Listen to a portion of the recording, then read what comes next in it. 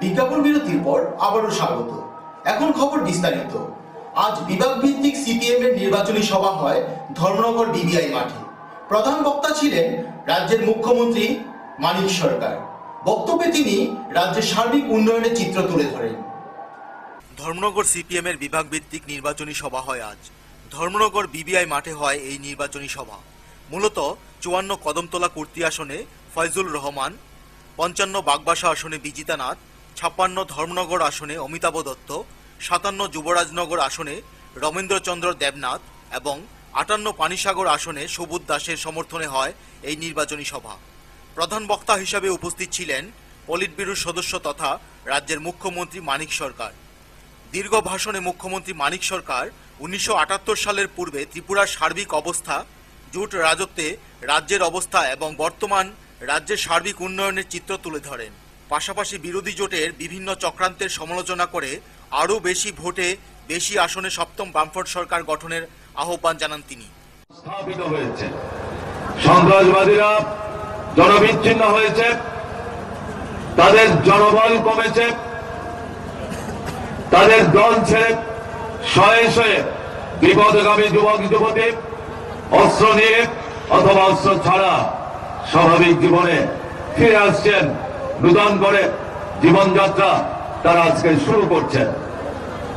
তারা সন্ত্রাসবাদীদের দলে এখনো যারা আছে তাদের কাছে আবেদন জানাচ্ছেন, ওটা ভুল পথ।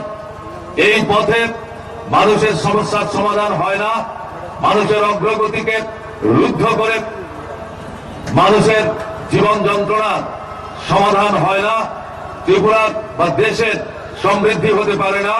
কাজে ওই পথ তোমরা পরিহার করো। আমাদের মতো তোমরাও স্বাভাবিক জীবনে ফিরে এসে নূতন করে জীবনযাত্রা নির্বাহ করবার জন্য বামফ্রন্ট সরকার যেভাবে তোমাদের সাহায্য করছে, এই সাহায্যের সুযোগ তোমরা নেবার চেষ্টা করো। 5টি বিধানসভা কেন্দ্রের 5 জন প্রার্থীও বক্তব্য রাখেন।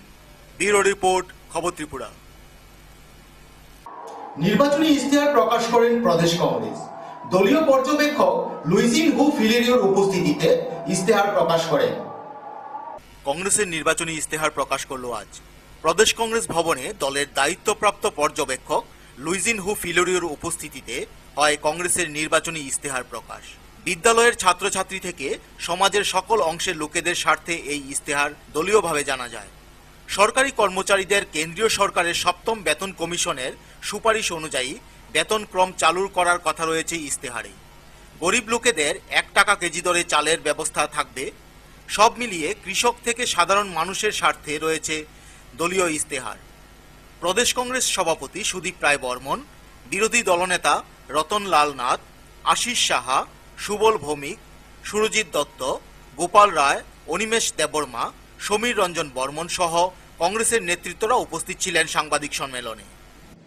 Oppression, how people are deprived of development, progress, when our country is marching ahead.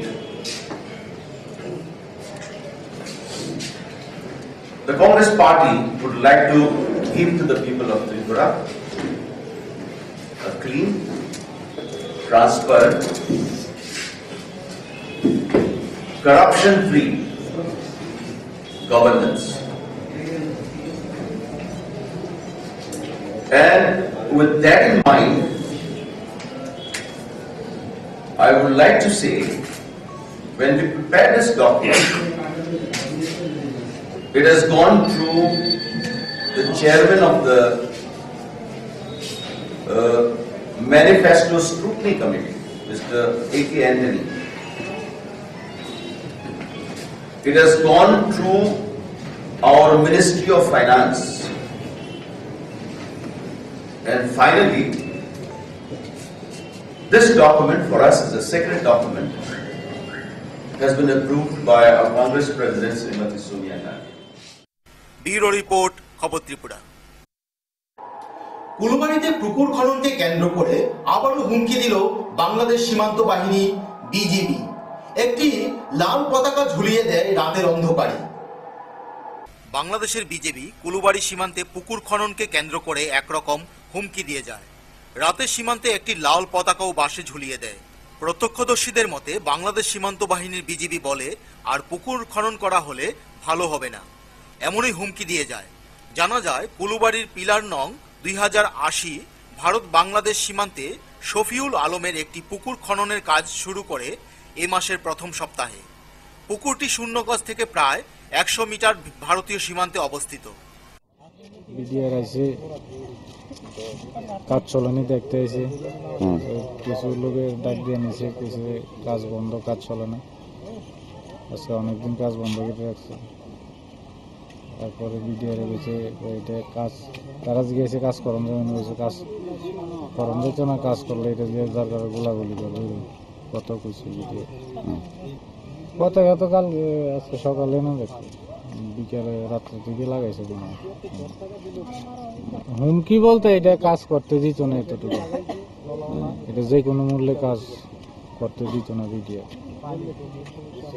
তারা আমরা নিজের জায়গা পুষ্কুনি গাড়ি আপনার বাধা ধরনের কোনো দরকার না, এভাবে আমি কইছি কি আপনার বাপের দিনে জায়গা নাকি কার, আমরা নিজের জমি নিজে কাটতে আসি, মানুষের অবজেকশন দই নাকি। প্রথম থেকেই বাংলাদেশ সীমান্ত বাহিনী বিবির বাজার ক্যাম্পের বিজিবির সদস্যরা পুকুর খনন নিয়ে আপত্তি করে বেশ কয়েক দফা এসে বাধা দেয়। আজ বিবির বাজার ক্যাম্পের 33 নং ব্যাটালিয়নের বিজিবির কমান্ডেন্ট সহ 50 জন সদস্য আসে সীমান্তে এবং একটি লাল পতাকা বাসে ঝুলিয়ে দেয়। অবস্থা দিকে সেটা সবাই বিস্মিত। বিএসএফ এরও অনেকেই মানে খুব দুয়ে গেছে, তারা 3-4 বার থেকে আরম্ভ করে 4-5 বার আগে বসে কোনো ফ্ল্যাগ ট্যাগ ছাড়াই। তারপরে বিএসএফ এই জিনিসটা দিকে সেটা খুব বিস্মিত হয়ে রয়েছে।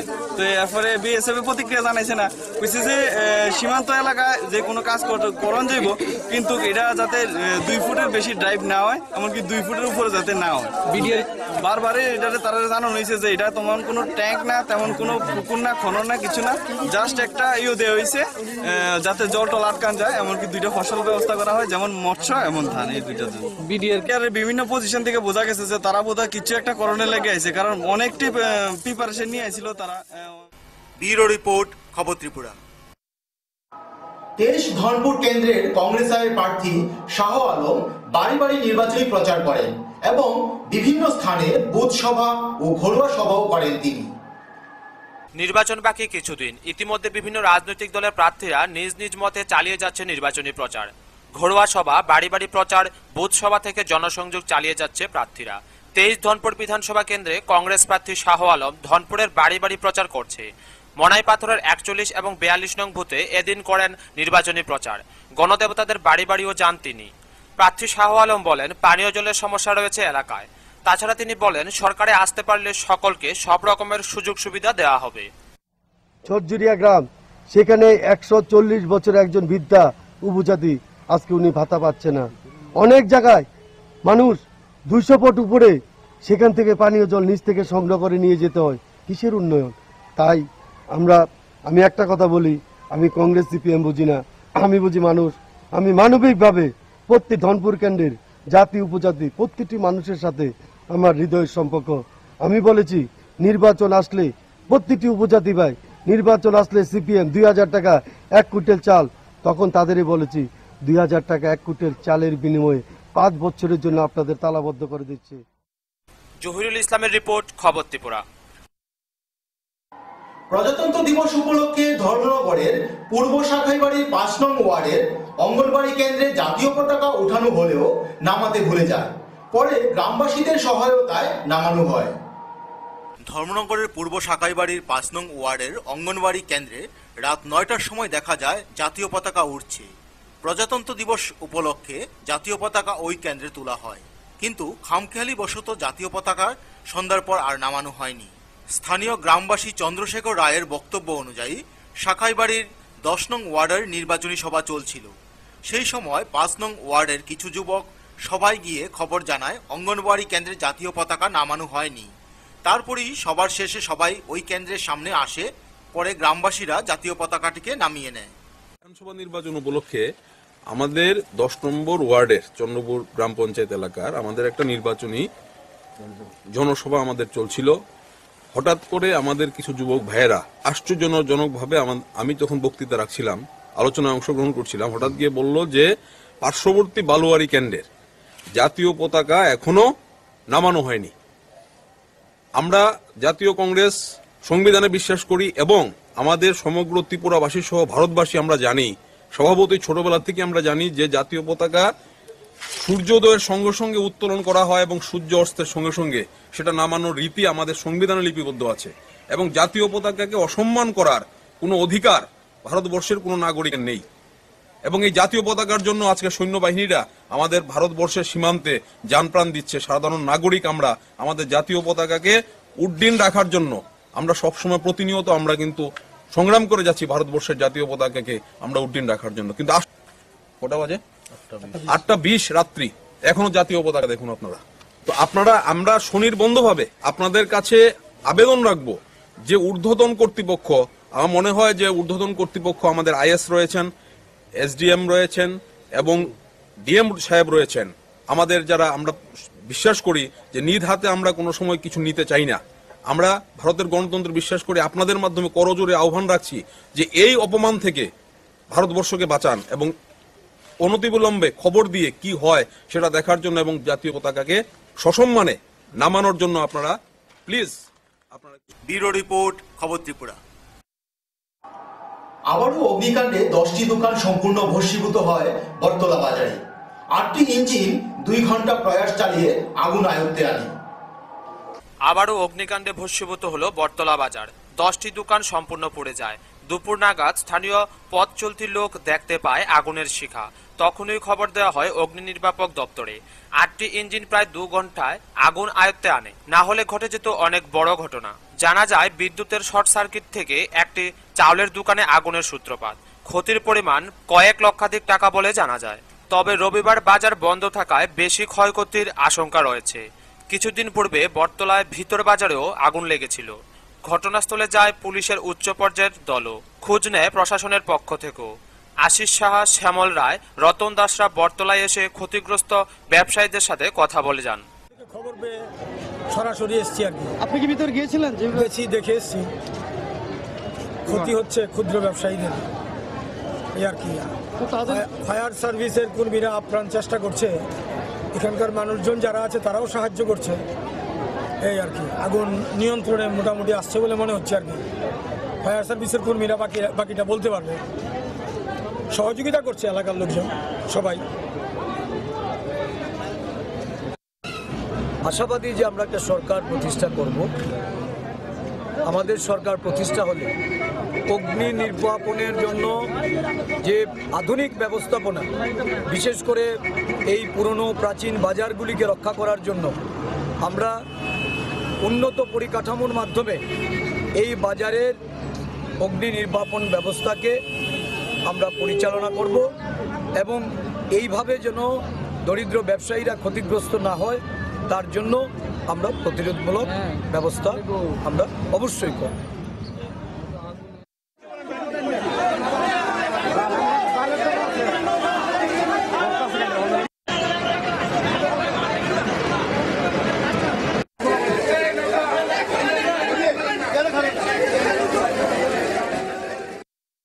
ব্যুরো রিপোর্ট, খবর ত্রিপুরা।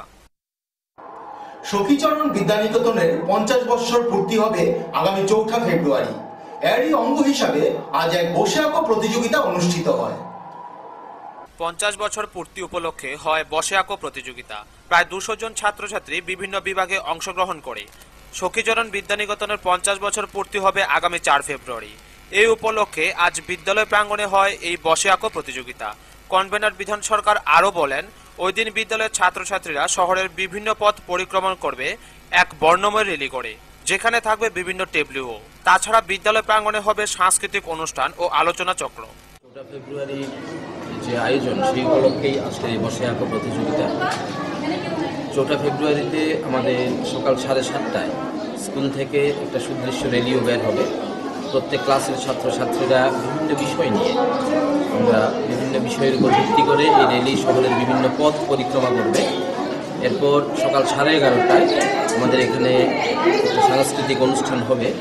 এই অনুষ্ঠানেই আমরা আজকের বসে আঁকো প্রতিযোগিতার যারা বিজয়ী হবে, 4টি বিভাগে হচ্ছে প্রতিযোগিতাটা, 200-র উপরে প্রতিযোগী হবে। আচ্ছা, বয়স কত থেকে কত? 0 থেকে 6 বছর একটা গ্রুপ, 7 থেকে 9 বছর একটা গ্রুপ, 10 থেকে 12 বছর একটা গ্রুপ, আর 13 থেকে 16 একটা গ্রুপ। 4টা গ্রুপে আমাদের এটা একটা ক্লিন সিটি, এটা ওরা প্ল্যান্টস দিচ্ছে, প্ল্যান্টস বড় করার জন্য, যাতে